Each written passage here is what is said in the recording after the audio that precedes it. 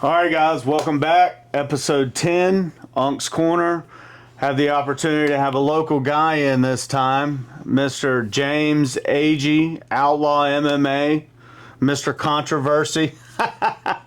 Local guy, fights out of SPG Athens under a great umbrella with the Singer brothers, who have produced some elite talent over the years. James, welcome. Appreciate you coming on, man. Yeah, it's pretty cool. These are my old stomping grounds over here. Yeah, man. So you're originally from Oconee, yeah? Yeah. VFW right down the road. Yeah. That's where, not where I grew. Like my house was over in Watkinsville more, but my boy's house was over there. I was always on VFW, just bulling. All roads lead to about the same in Oconee County. So how old are you? 27. So what year did you graduate from Oconee, man? 2017. 2017. Yeah. What were you doing back then? Man, at that point I had changed my ways and become a father. So you get to me before 2027 and 2017. Some fun times. But yeah, man, Athens is a great little place, man. Yeah, it's feeling like home these days. I wanted to get out like really bad back in the day, like when I had first graduated, like 2017. But I got everything I need here and like got a good community at SPG and stuff. And I'm glad I stayed. It really does feel like home now. Awesome, man. So when you were growing up, were there any other sports you like really clinged on to? What did you start playing, or were you always a martial artist? I was a baller, man. I did everything. Back in the day, I loved soccer, like really young, like 5 to like 13, and I played basketball at those ages too. Soccer I was pretty good at. Basketball, started playing football in middle school. And then just really fell in love with basketball more so like early to late teens. And I was like really obsessed with basketball. But I was not a good like team player. Yeah. I was not good with like other people. I lacked like confidence. I lost, for whatever reason, like early teens, like did not have a lot of confidence. Which like just totally screwed me when I would, get big shots like on the team and stuff. And, Yeah. in competitive environments, like it just was not conducive to success, Yeah. like and competing. I found it again through martial arts though. Yeah. But yeah, I was not super confident, and I don't really know why that was, but Did that make it tough? I mean, obviously, you just said how tough that was dealing with that, but like at that age, because confidence is a killer in a lot of young men. yeah. For a multitude of different reasons, whatever they may be for that individual. Was that something that was just like an everyday struggle, whether it was on the team or at school? Like, Yeah, I'd say so. Yeah, I was just kind of lost, like, because I was like, I identified as, I didn't go to school to like do school. Like, I just loved playing sports. You know what I mean? So like, not being able to like, not being able to show my athleticism and like do what I wanted to do, like to what I knew was my full potential. Definitely like manifested in like negative ways for me, I feel like.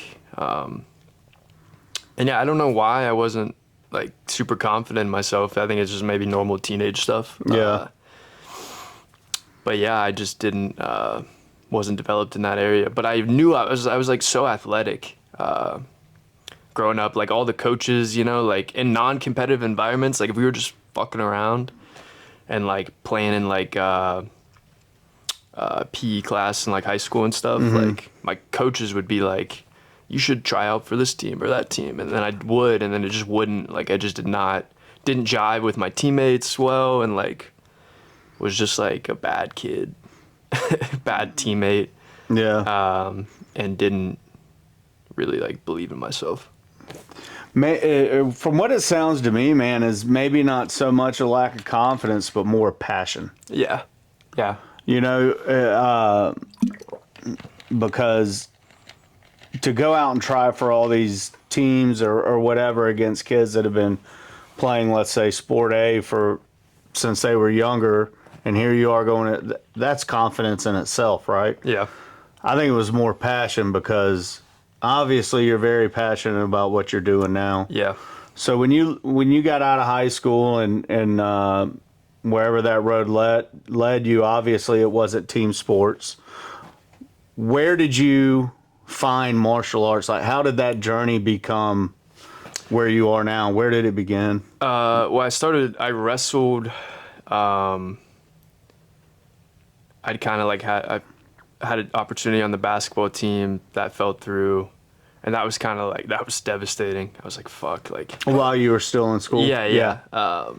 But I was just like smoking pot every day and just fucking around and didn't take it that seriously. And then I wrestled because I'd quit football, I'd quit track, had quit basketball at that point. So it was like my junior year, I started wrestling, and I really fucked with it. I really enjoyed wrestling. I had a sick blast double. I would just blast double kids and like let them up, and like, because I didn't know shit on the ground and everybody was better than me on the ground. But you could get them there. Yeah, I could get a couple points from takedowns, and then they get one for standing up or whatever. I think I lost every wrestling match I ever went into, but I didn't care. I just wanted to like tackle people, you know what I mean? I Yeah. just wanted to like double leg somebody and slam them. I loved that. And then, but wrestling, so I hated wrestling as well. I was just kind of a pussy, I think. Like, I hated cutting weight. Yeah. The practices were terrible. And yeah, but that, like, I was like, damn, that was a lot of fun. Like, I really enjoyed it. But I didn't enjoy the, the process of things Yeah. so much. But yeah, I was just kind of a pussy. And then, so that stopped wrestling. So then my senior year, I was like at a party, prom party. It was like a huge party. I was hammered. And like pretty much blackout drunk. And then the host of the party like threw down some boxing gloves. And I was like, fuck it. Let's fight. Let's scrap. So I picked him up. And then like, it wasn't like I didn't start a fight. Nobody was mad at each other. It was just like for pure entertainment. And a big circle forms around. And I'm the only one with the gloves. And I'm like probably sitting there praying like some huge guy doesn't pick up the other set of gloves. And then some like wrestler from North Oconee, I went to Oconee, picks up the gloves. He's like around my size. So I was like, fuck yeah, let's do this. And I knock his ass out. And it was the worst boxing match you've ever seen, probably. But I Worse caught than the him. frat fights? Yeah, for sure. I mean, imagine if the frat kids had gone in there like blackout drunk. You know what I mean? I'm shocked they don't. Yeah, for real. I got him with like not clean, but an overhand. And it was just a boxing match, but then like, I guess the adrenaline and everything took over. I get on top of him and I start like ground and pounding him, which was not cool. But then, everybody's going crazy and it was quite a high. It was sick. Yeah. And that moment, like I didn't realize it at the time, but later, like about after I graduated and didn't really know what I was gonna do, I was like, man, that was a peak moment. You know what I mean? Yeah. I would always think about it. So I bought a heavy bag when I was like 18, set it up in my yard before I had moved out, and just started like messing around, hitting the bag. Yeah. Thinking about like that moment and fighting, and I think I started watching like Joe Rogan around that time too. Yeah. And UFC, I guess McGregor fought Alvarez, I want to say, around that time, and I watched that fight, and that kind of got the juices flowing a little bit, and I was thinking about it. And then finally, when I was like 19, stepped in the gym at SBG. Nice, man. After going to college and stuff, and I dug myself like a deep, deep hole coming out of high school. Yeah. I had like wrecked a couple cars, gotten a DUI, been arrested. I got arrested twice in high school. So I was on probation. Car insurance was like stupid expensive. I was riding a bicycle everywhere. Yeah. This was like after moving out.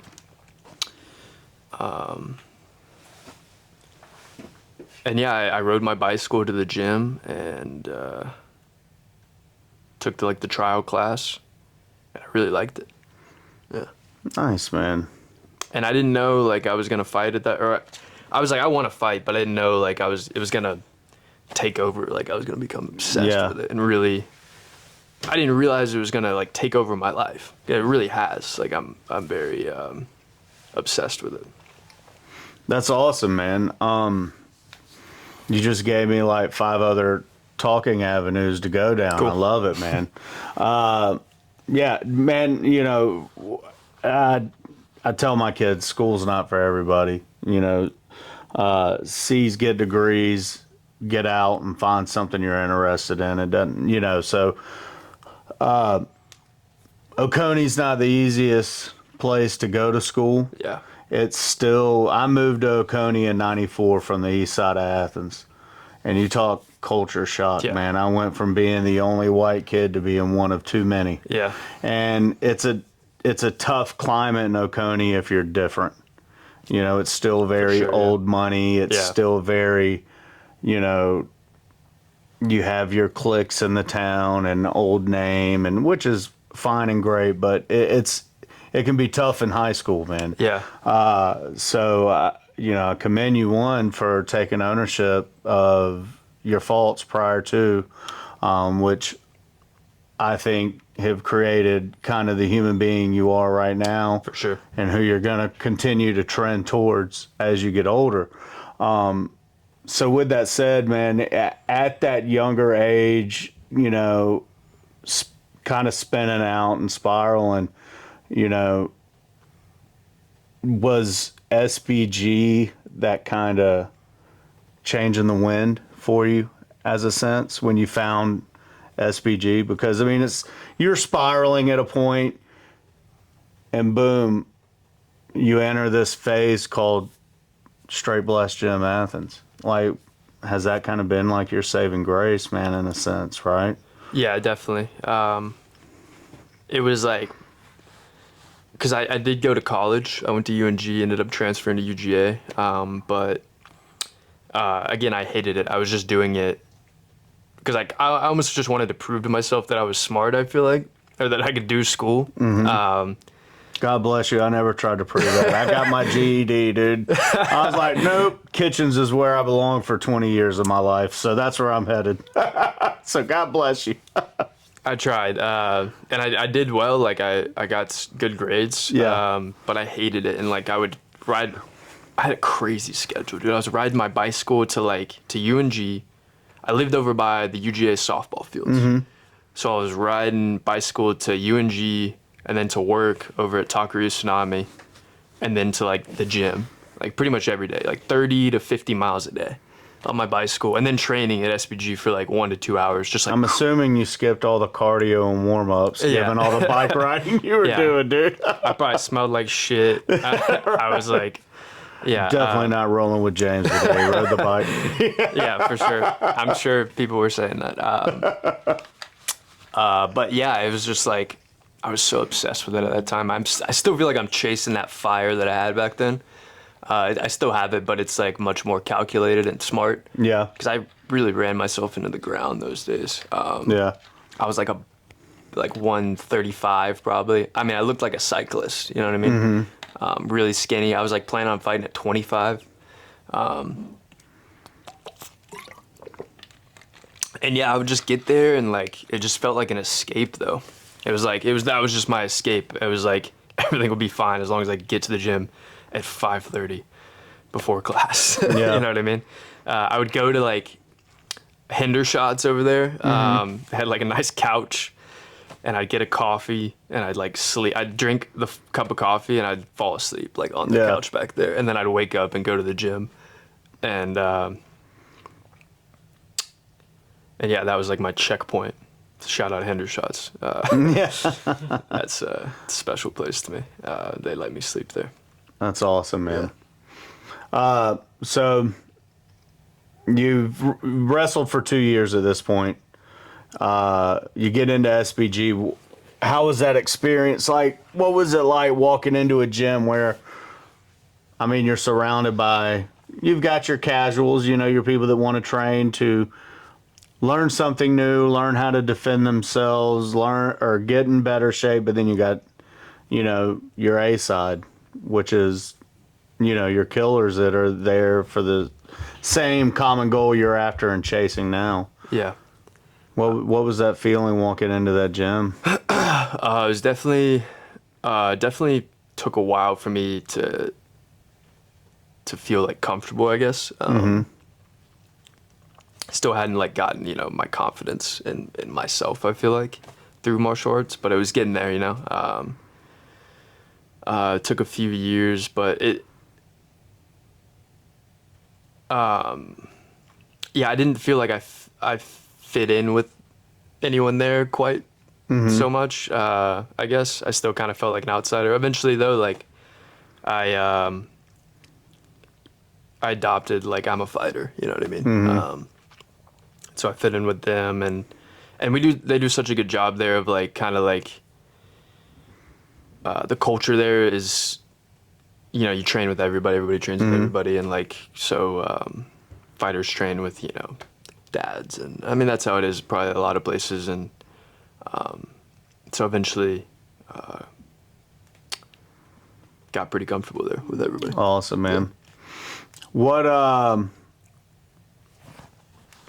aspect of going into that gym and learning martial arts, because you didn't have any striking training really, other than what you were kind of working with yourself on the bag, like was it jiu-jitsu, was it Muay Thai, was it boxing, like what was the toughest one for you to really grab a hold of? Probably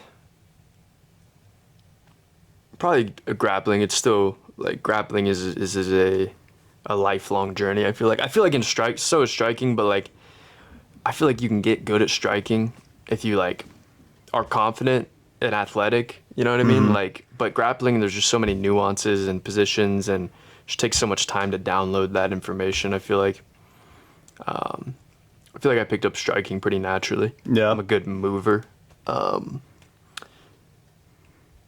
The toughest was probably grappling, wrestling. When you got the footwork accolades behind it from high school, the boxing, soccer, Yeah. you know, those two sports alone, or, you know, soccer, obviously you're halfway there for a leg kick. You know, it's just more hip turn ratio and things like that. So, yeah, naturally, and jiu-jitsu's a bugger, man. Like that, you're right. It's a lifelong journey. Yeah. You know, but so going into that, picking up striking, you know, you're at a gym that's had the likes of Forrest, Todd Duffy, you know, Brian Bowles, you know, there's some names that have come out of there.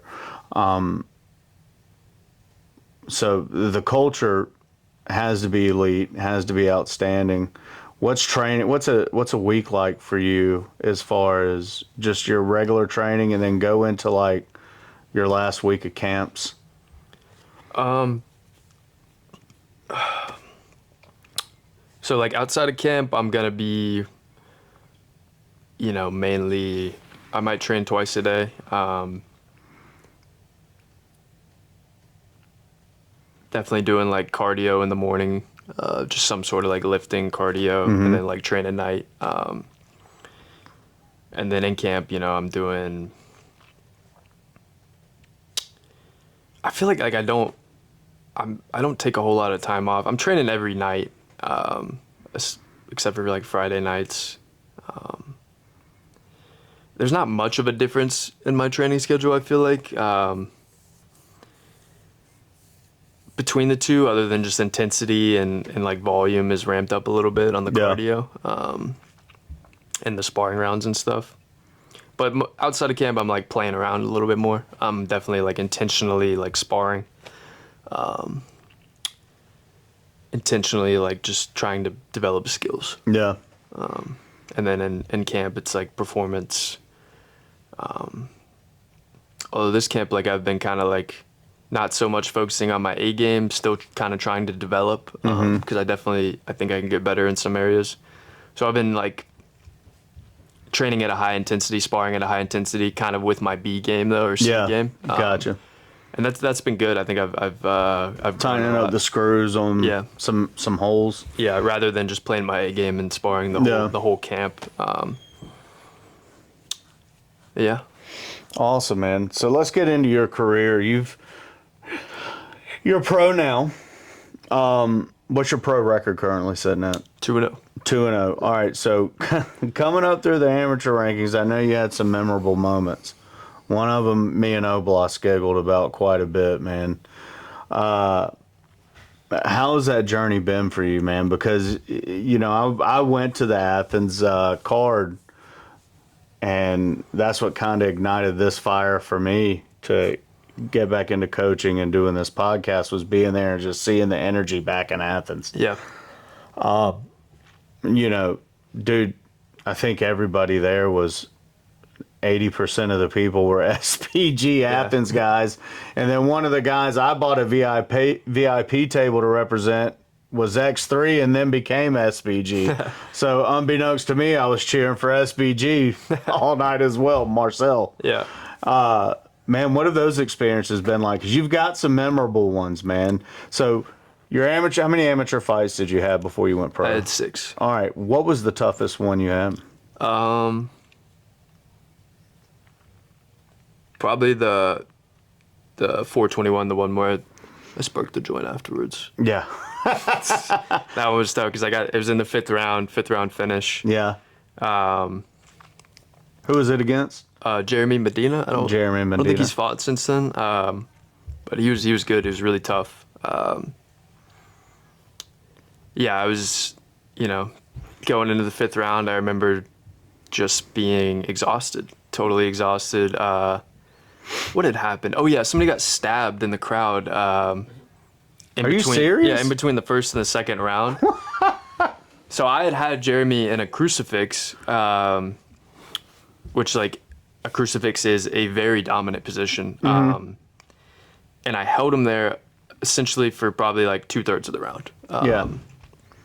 And he was bucking and like, you know, the ref is standing over because I have both of his arms pinned and I'm laying a perpendicular on his shoulders, right? And I'm just pounding on his face, like just pounding.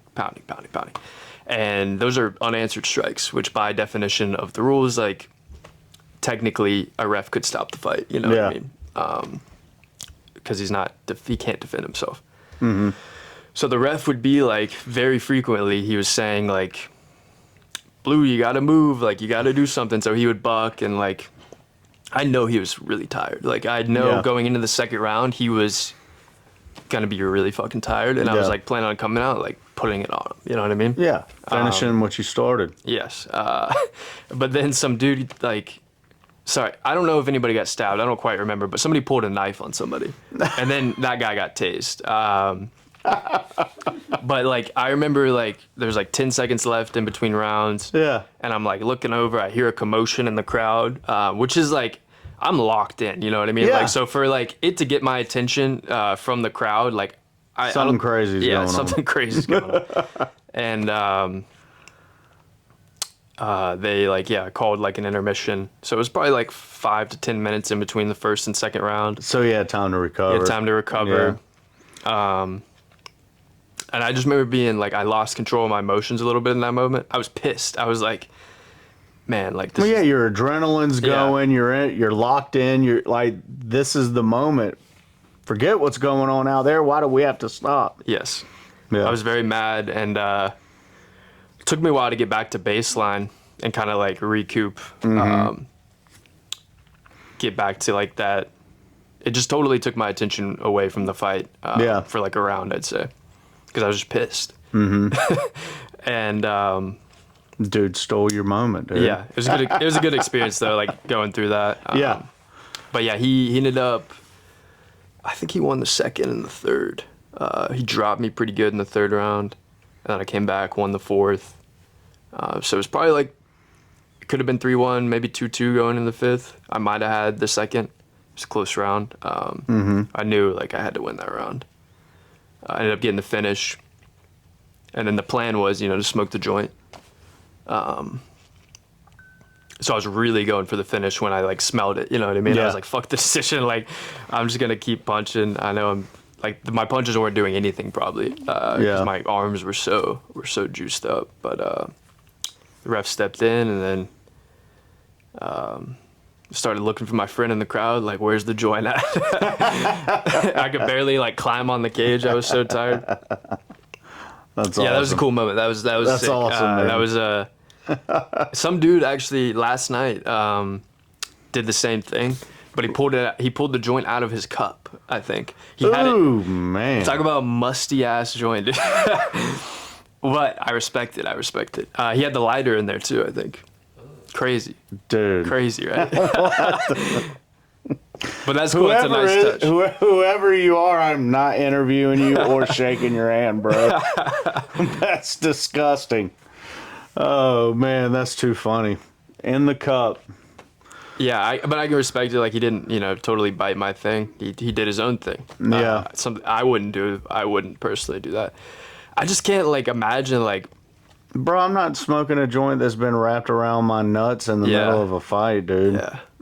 I'm sorry. I don't know if it was in the first. Hopefully, it was in the first round. Because like by round, if it's in the like a third round finish, dude, that thing is soggy. That is a soggy ass, musty ass joint, dude.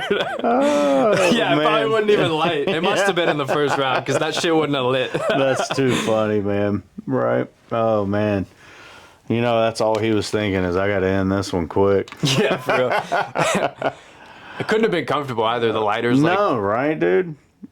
Oh man. Anyways, that's too funny. Wow. Moving forward, man. So you're 2-0 as a pro. Who'd you fight your first pro fight? Kiara West. That was the one? Was that one in Athens? Yeah. All right, yeah. And that one was it was a pretty quick turnaround, yeah. From the Kiara fight to my next one, it was actually almost a year because I got injured. After that Kiara fight. After the Kiara fight, yeah. I had planned to fight Christine in the following August, and I tore my groin in like the last hard sparring session, which was pretty devastating. Luckily, I didn't need surgery. It was a really bad tear though. That sucks. But yeah, I'm fully recovered from it now. Yeah, injuries suck. Dealing with injuries is brutal. But I've gotten pretty good at it now. I've been injured. I tore my pec in a motorcycle accident. I've got this like gnarly. That's wicked, dude. You could almost put a tennis ball right there. Yeah. That was tough. That was like early in my amateur career. Yeah. But yeah, I was definitely like really lost in that moment. I couldn't really like train. Yeah. So I learned a lot from that. Just how to deal with those emotions and being injured and kind of just like ease off the gas a little bit and relax and enjoy life. Yeah. Outside of fighting. And do what you can. You just got to do what you can. Yeah. Train around it. That's right. Yeah. That's right, man. Yeah, and the worst thing you want to do, you always want to come back fast from injury, but that's the moments we don't listen to our body when we typically need to the most. Yeah, and that's the hardest thing to do, man. I'm almost positive like it was my adductor muscle, so like what pinches your knees that I tore in August. And I'm almost positive I had like a partial tear in it before. Because before practice, like I rehabbed it because it was like just really bothering me. But it wasn't like totally debilitating. Yeah. But I definitely think I had a partial tear in that muscle. Because like a muscle like with just a little perforation, it's like a piece of paper. You know what I mean? Yeah. Like a piece of paper with a little rip in it, you can just pull it apart and over it. Yeah. But like a intact paper, you Yeah. can't rip it like that. Almost positive that's what it was. Probably should have listened to my body and like maybe not sparred that day. But yeah, lessons you learn. Right. Typically the hard way. The hard way, always for Right. me. Never the easy way for me. So you were talking about your second pro fight. Yeah. Marvin fought Marvin Chavez. Tough Mexican guy. He was a good opponent. Definitely a good fight for me. Enjoyed the fight. Brought out some good things in me, and yeah, I think. Sorry, my flow is all messed up with the conversation. Yeah, now. you're good, brother. So he was a good matchup for you. He's predominantly boxing, right? He comes out of a striking gym, right? He comes out of Lima. Oh, so all right. So But I think he trained somewhere else before that. I don't know where though. But I think he made his way to Lima. But stylistically, y'all matched up pretty well. Yeah. He's like pretty well rounded. I'm pretty well rounded, I'd say. Yeah. How'd you finish that fight?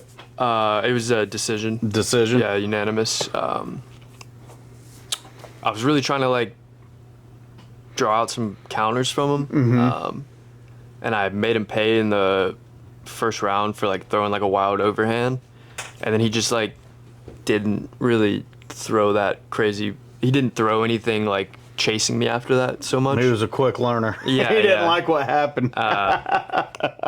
And so I was really looking for that like counter knockout, or counter big shot, and it never came. And then the third round, I was like, fuck it, I'm just gonna like start pumping my jab and coming on the front foot a little bit more. Yeah. And I kicked the fuck out of his legs for like 3 rounds, and he ate that shit. He's tough. He's a tough guy. Yeah. He kicked my legs pretty good too. My leg wasn't that hurt though. My leg from kicking him was really fucked up though. I was kicking his arms just bone to bone. He checked a few of my kicks. Yeah. And I just didn't give a fuck in the moment. Like, Yeah, but I was once just- that adrenaline's going, you're not Yeah. gonna feel it till hours later, Yeah. and then the next day, and yeah, yeah, I couldn't walk well on the leg I was kicking him with. yeah, After the fight, that was cool though. I was able to show some of my striking, and probably my favorite fight. That's probably my favorite performance so far. So who's next for you? I'm fighting a dude named Jose Vasquez in Milwaukee for the APFC. Oh, nice, Yeah, man. August 16th. And this will be your first fight with them. Yeah. How did you come across that? Because you just got some big news. I mean, you just signed with. Yeah. So I'd been talking to Invictus Combat Management, Zach Cooper. Shout out to Zach. I don't know if you've met him, but he's around the NFC. Okay. You'll probably meet him. He's a good guy. I was like, if you can find me like a cool out of state, because I just wanted to travel, I want to experience things. Yeah, you know what I mean? most certainly. If you can find me a cool out of state matchup that's good, like a good matchup for me that I like I'll sign with you. So he was looking for a while, couldn't really find anything. So I took the NFC fight. That fight fell through, and he offered me this one like 6 weeks ago, or probably like 4 weeks ago now. I was like, I like the matchup. Let's do it. Awesome, man. Yeah, So when is that fight? August 16th. Yeah, August yeah, 16th. it's on a Sunday. So I'm on my wife's anniversary, so you got to win, dude. Nice. You got to give us a W for our anniversary gift. Where y'all going? Y'all doing anything special? We're not going anywhere. Okay, good. We're waiting until 20. Man, she got to live in Costa Rica for 6 years. a good life. I should be good for a while. Yeah. No, man. Well, that sounds awesome, dude. I mean, signing with a promotion company, that's probably going to help you a lot, because I know booking fights is a pain in the ass coming up. Yeah. Like getting fights booked, especially when you're, it's not easy as a young fighter coming up to travel out of state for fights. So you're kind of almost pigeonholed unless you have this huge amount of money sitting behind you Yeah. to go do things, to your state. So getting out of the NFC, which is one thing Oblas has talked about. He loves it when fighters go to bigger promotions, and that's what he wants for everybody. So I think you're going to learn a lot, and it's going to be a good ride for you for sure. How was it signing with a management company? Like, how was that experience for you? I know you touched a little bit on it just then, but Yeah, I was a little hesitant just because I hear horror stories and stuff. Just of how grimy, it's a grimy business for sure. yeah, But I had like Danny Nagel look over the contract for me, and like we revised some things and made it a great deal for me, and hopefully a good deal for Zach and Invictus. And yeah, like I don't feel like messaging, like 30 promoters like looking for fights. Yeah, right. So like it's worth it to me, like if he can, scour the country for cool opportunities that I can travel to pay for my travel. Because I've been in Athens, just locked in for like, years now. So I just want to like do different things. Yeah, well, your whole experience things. life, it seems, man. Yeah, well, I've been here, my whole life. It's time to go see someone. I always tell people, I worked in the restaurant bar industry in Athens for 20 years, and I would always tell people that were like, those college student transplants, like, bro, get the fuck out when you graduate, because it is a sand trap, dude. Yeah. It is hard to leave Athens. I think restaurants, I work in a restaurant. I've worked in the same restaurant for 9 years now, since I was in high school. And it's honestly great. Like, I love it. I think it's like one of the better restaurants. I've worked at other places too, and I've always just stayed there. It's one of the better restaurants you can work at. The people are good. Management's pretty good. It's like a corporate place, so it's nobody's like breathing down your neck and like super bad. But yeah, it is a trap, dude, because you have like this community, and like you're probably getting laid, you know what I mean? Like if you're a guy. And it's a fun community. It's fun. Bro. They drink, you know what I mean? Everybody's drinking all the time, and it's Have you like, been underneath downtown? Yeah, I have. I work. So I also work at Blue Sky. Yeah. Okay. Yeah. Does Darren still own that? Or Damon? Damon. Yep. Yeah. Damon does. And so we use Krebs. some of the tunnels for our operations. Dude, we used to have a lot of fun in those tunnels. Really? Back in the day, dude. It looks like it, dude. It's grimy in there. Back in the day. Woo-wee. Man, I got some stories, but that's another day, another conversation. Yeah, there's some crazy. It's wild, dude. And I'm telling you, man, it's an experience, because I don't know if they still do it, but dude, Damon and his whole crew from All Good, because let's see, they had, I think it was 4 of the bars back then. I don't know how many. I think they just have All Good and Blue Sky now, right? And Walkers. And they still have Walkers? Yeah. Okay. Yeah, so it's just funny, man, because from Boar's Head down, all those bars are connected. Yep. All underneath downtown Athens, man. And there's some straight shenanigans that used to go on down there, man, sure, after bar hours. It was a lot of fun, man. Athens is a great town, but yes, I think you'll do yourself some good getting out and going other places and seeing some things, man. Have you been over to Thailand or anywhere like that? Is any of that in your future, man? Yeah, that would be cool. I'd love to, because that's a good place to get some striking experience, just get some fights in. And they're doing a lot of MMA gyms over there now, too, man. I could probably like continue to train MMA and just maybe take some like Muay Thai bouts. Yeah. That is something I want to do, like maybe after one of my fights one of these days. Yeah. Go there for like 3-4 months, just try to fight as much as possible. Yeah. Save up some money. Yeah, I think that could definitely happen. Yeah. Well, where's your future going, man? What's in it for you? What are your plans? I want to fight for the most amount of money and in front of the most amount of people. So whatever that means. But look, I mean, there's a lot of opportunities these days. The UFC is definitely like exciting, and that's a like the ultimate goal, I feel like. But like, if it comes down to it, and I need the money, you know what I mean? Like I might take like a PFL contract. Yeah. You know what I mean? Like, Which there's nothing wrong with those, man. No, yeah, I truly enjoy. I love the journey and fighting and the lifestyle. The hardest part for me has been like financially, like just getting by. Because I'm so obsessed with it. It really like takes away from. Well, it's tough, man. Everything. You gotta sacrifice everything in your personal life. Part of that being the financial aspect of it, right? Because it's expensive, man. And there's, when you're coming up, there's one thing we talk about a lot on this podcast is the lack of sponsorship opportunity at these lower ranks, and I think with the as big as social media now is now, I think a lot of these business owners, not all of them, but don't quite understand the power that influence has for marketing. Yeah.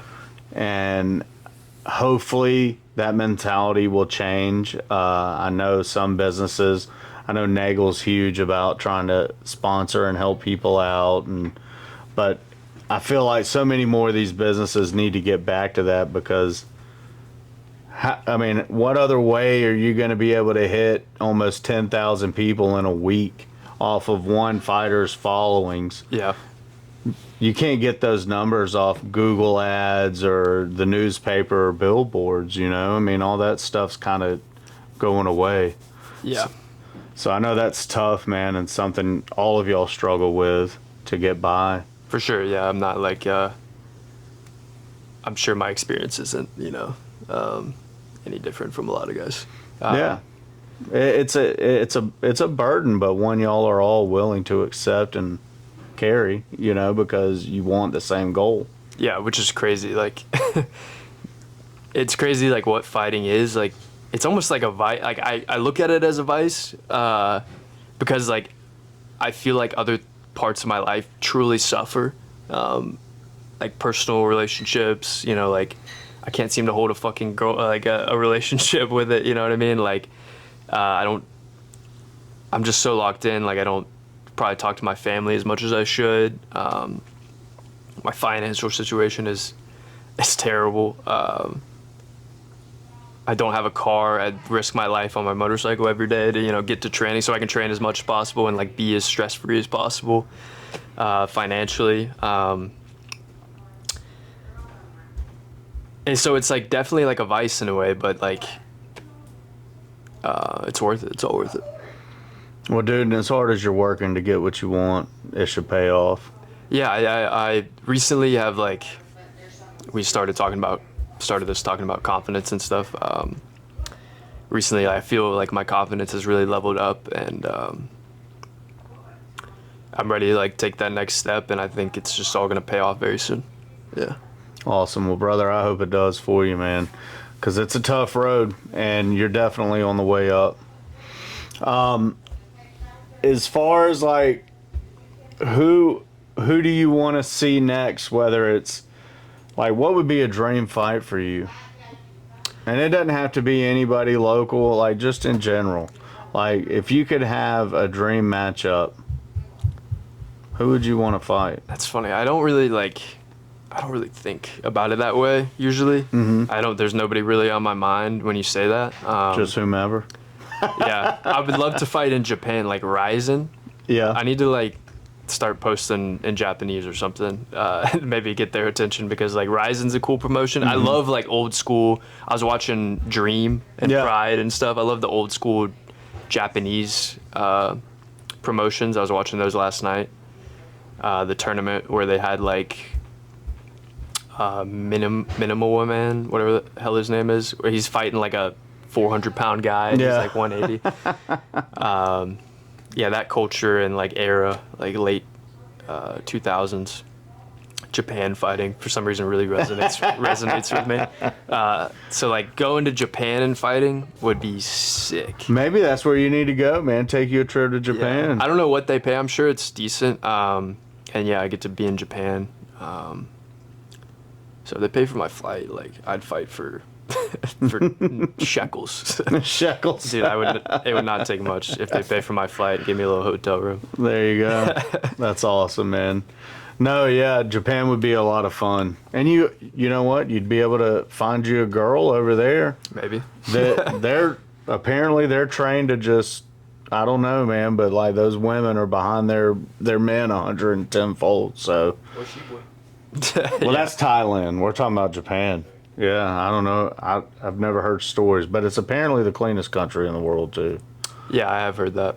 So that would be pretty neat. I wish we could get some of their influence over here. Yeah. Huh? Yeah, right. So, well, look, James, I think, and this is just a personal want, but we talked about it a little bit. I think if you have a hard time finding a fight, you and Xavier Hicks would be stylistically and on the same card together just a great event for the NFC and y'all. I think that would be a good one, because I know y'all have tried to match up a couple times, and he said something about it on the last podcast interview, and I think that would be a good one. But I'm kind of interested to see where all you go out of state, man. Yeah, that's kind of because the world's big. Yeah, that's kind of what I wanted to do, just travel around and fight. But I'm sure like it'll happen. Me and Hicks, I think we'll probably maybe next year. Maybe he could get like he could get to like 3-0, and I'm like 3, 4, 5-0. I think that would be a good fight. And yeah, I respect his journey. You know, he seems like a good guy. Like not a dickhead or anything. So yeah, we'll see. Yeah, man. I love this new era of MMA fighter, man. Y'all are all way more well-rounded. I love the showmanship y'all carry. Yeah, man. So I'm excited to see your journey, man, and you've definitely earned yourself a new fan for sure. So we're gonna wrap it up. James, I can't thank you enough for your time. Yeah, thank you for having me. I know you got to train today as well, but man, God bless you, and I can't wait to see where you go from here. Hopefully next time I can interview you, you've got some massive like championship belt or a UFC contract that you're just carrying around with you, you know? Yeah, that'd be cool. So I hope it happens for you, brother. Is there anything you want to plug, anywhere people can find you, follow you, shout outs? I know you've got sponsors and... Yeah, Outlaw MMA on Instagram. That's really where I post the most. Shout out Danny Nagel, main sponsor right there. He got me through this fight camp. And Invictus, Zach Cooper over there. Shout out to him. And yeah, that's about it. Oh, August 16th. There you go. Tune in. Where can people find the fight? It'll be on Fight Pass, yeah. Okay, UFC Fight Pass? Yeah. Awesome.